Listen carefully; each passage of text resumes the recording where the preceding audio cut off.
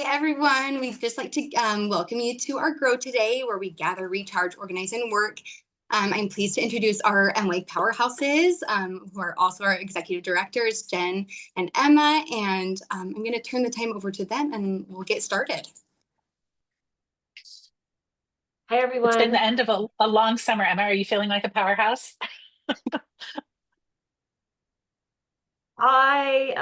My strategy is to not power down all the way, but to always be plugging in.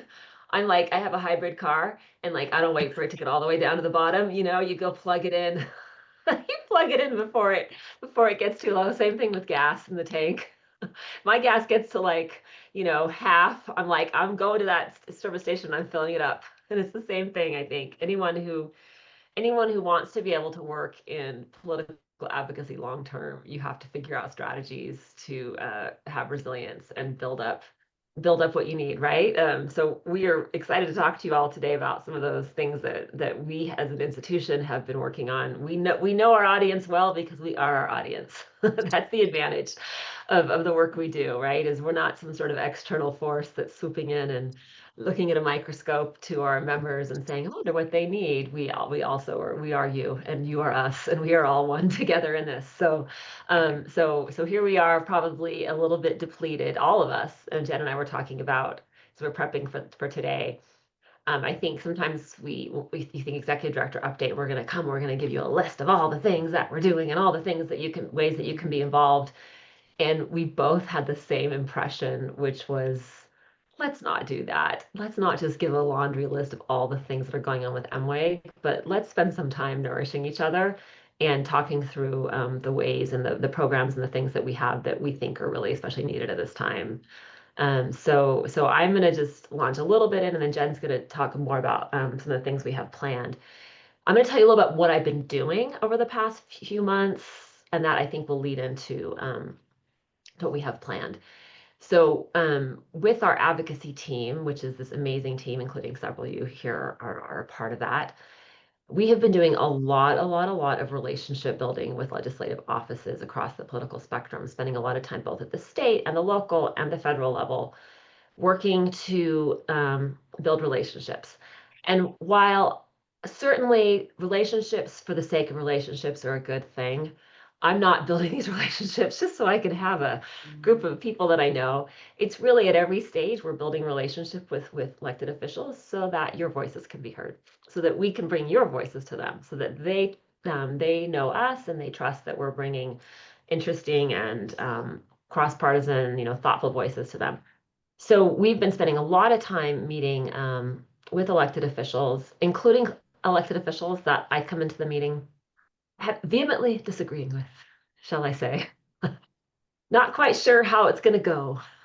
Not quite sure what the reception is going to be, and whether it's with the elected official themselves or with their staff, or you kind of walk in, and sometimes it's offices that we've been building relationships with over time. Sometimes it's a cold meeting, and so you're walking in, and obviously we've been doing a lot of advocacy, a lot of calls to action, things like that. So that in and of itself, I think, could be pretty exhausting. It involves a lot of travel. It involves a lot of, thought and preparation. But it has been a really nourishing experience for me, and I'll tell you why.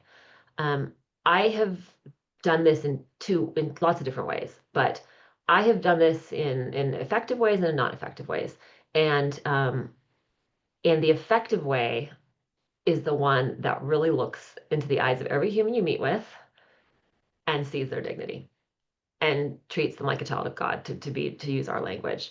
And I have found a difference in our ability to build relationships and on your behalf when I approach it with maybe hostility is a strong word, but maybe a little bit of resentment, hostility in my heart, sometimes frustration, even if I didn't realize it was there.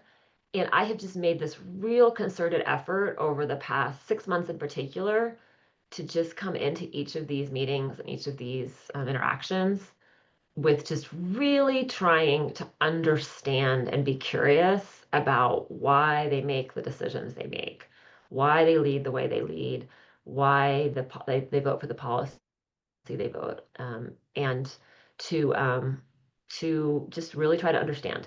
And here's the thing. It makes me feel better about myself as a person when I do that, because I just feel less like, ready, you know what I mean? Dukes up, ready to go. I like myself better when I do the latter, but guess what? It also works.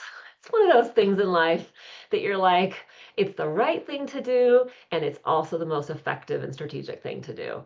And so if I could share one thing with you all today, and Jen's going to talk a little bit more about this, and I think you probably know where this is leading, and this is leading to like the centerpiece of everything we do at MWIG, which is peacemaking. Whenever I find myself kind of walking into a space, or kind of, if I find my heart start to harden a little bit, or I find myself starting to resent people, and let's just be clear, I felt a lot of resentment this year towards a lot of different people at different points. Some of it you could probably say was well earned by them. Some of it maybe wasn't. I don't know. So I'm not walking into this being like, I just walk around the world loving everyone all the time naturally. This has been like work, active work, journaling, writing things down, like, acknowledging like the dark spots within my soul and my own weaknesses, and then just like refusing to let that part of me be the center point of who I am in my relationships with others.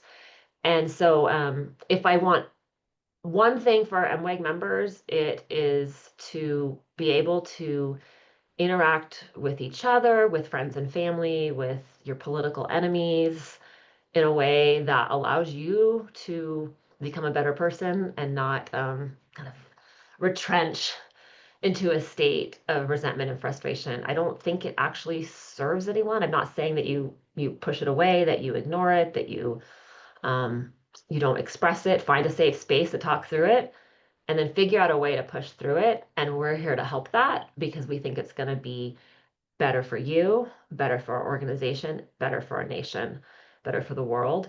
The more that we can do this work this way. So I will stop there and toss it back over to Jen, because she's going to tell you a little bit more about what we have planned to help us all get there collectively.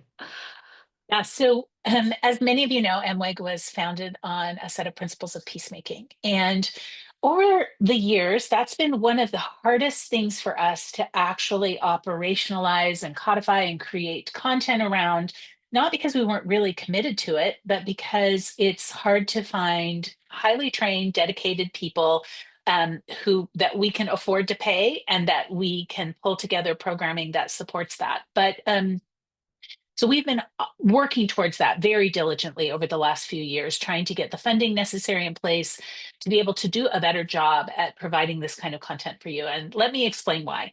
First, everything Emma has just said is true. We have found that there are two things that are the hallmarks of the women who advocate through MWEG.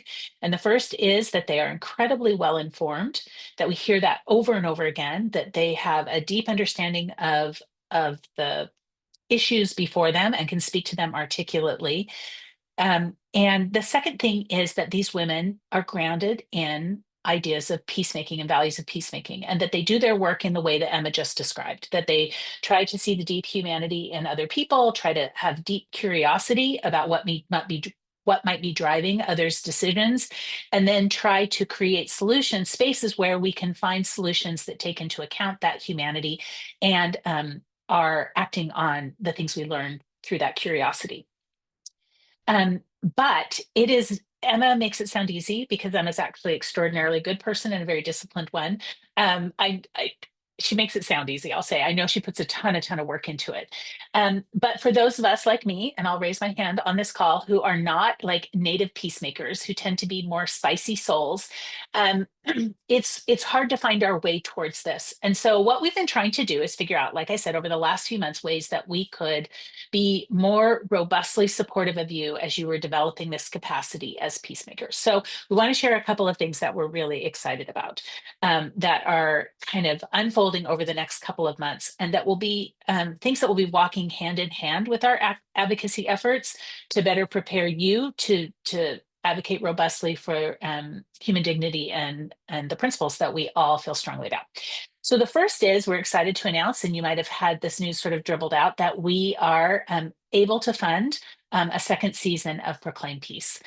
We've had some crowdfunding that helps support that, as well as a really significant donation that came in from one individual that we've been really grateful for. So that will be launching in the fall, and it will be dedicated to helping us see how other people have acted as peacemakers. We did a member survey a few months ago about peacemaking.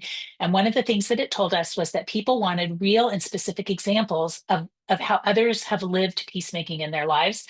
And so our second season is going to be dedicated to Latter-day Saint peacemakers and introducing to you to some people from our history and contemporary life who are acting as peacemakers and are using the values that they draw from the gospel to become peacemakers. So we're excited about that.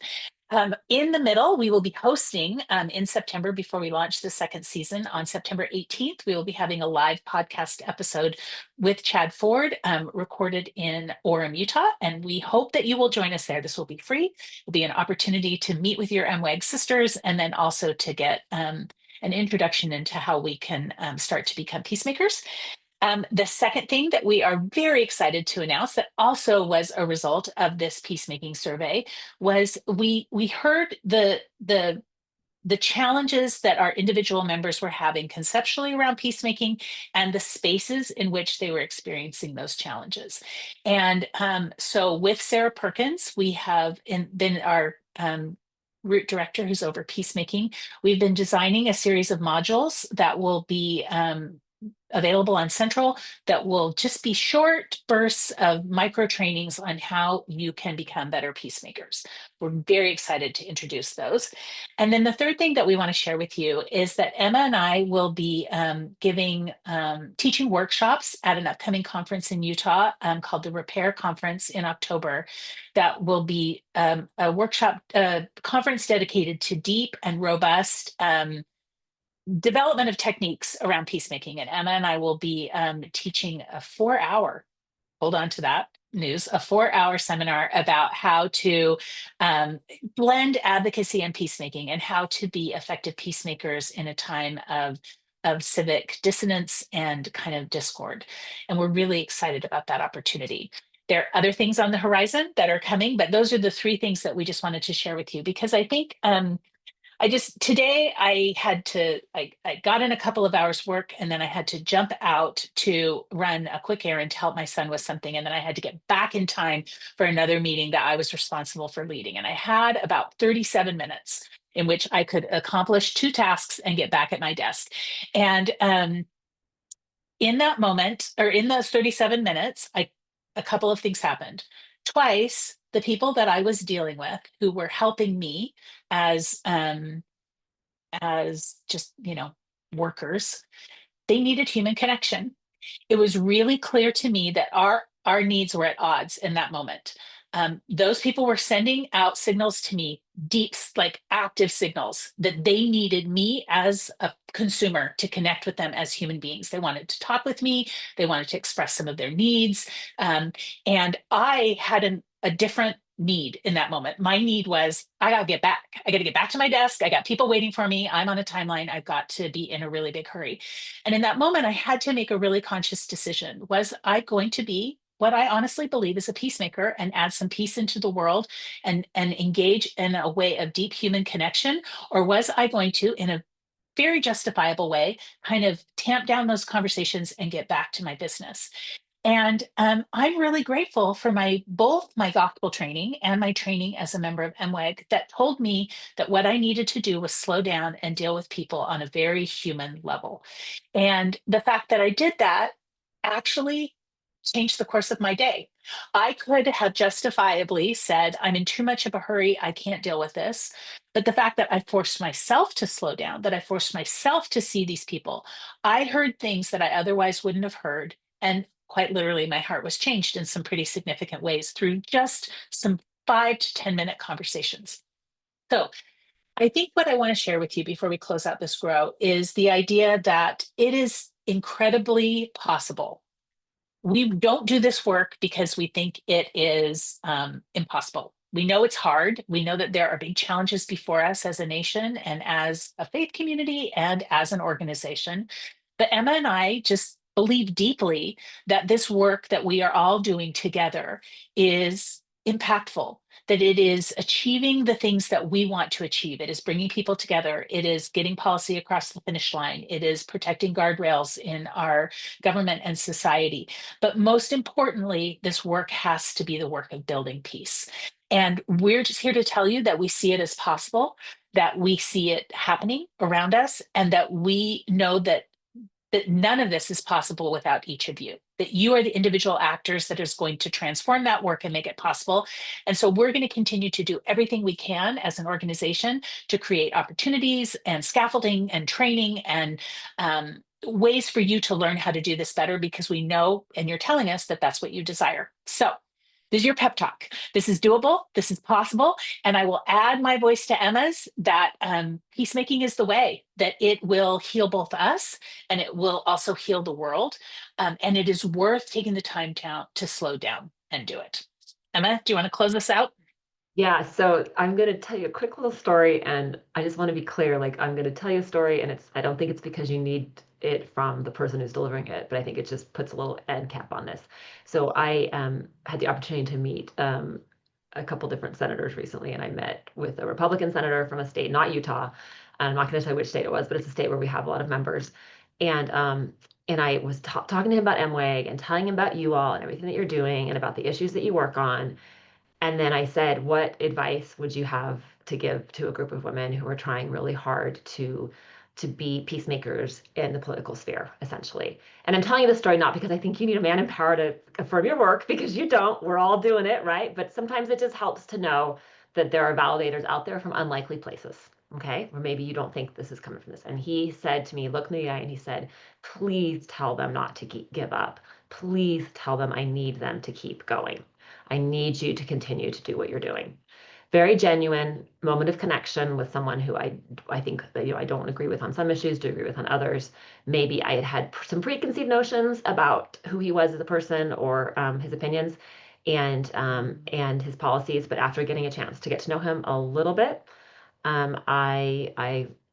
was able to have that conversation with him. So that's you're known and you're heard and you're appreciated in many different places. And we need you to stay in this and feel like you're nourished and to recharge your batteries. And peacemaking is the thing that will recharge you, that will help you become the type of person that you want to be, and to treat others the way that you think that God would treat them. I really do think that's the case. And so it is possible to be a political advocate, to work in politics, and to have peace in your life. And you guys are out there proving that case every day. So thanks for being our examples always. Thanks for being with us. Yeah, thanks so much, you guys. I really love the idea of that intentionality. I don't know if that's a word, of being a peacemaker, and the things that we've got coming here at MWAG, the events and programs that can help us with that. Otherwise, we'll just close this out. I'll just remind you guys to join us next Thursday for our Grow. That's going to be with Elizabeth Rasmussen. We're going to be talking about gerrymandering. So we'll see you next week. Even though we wish we didn't have to. Yeah.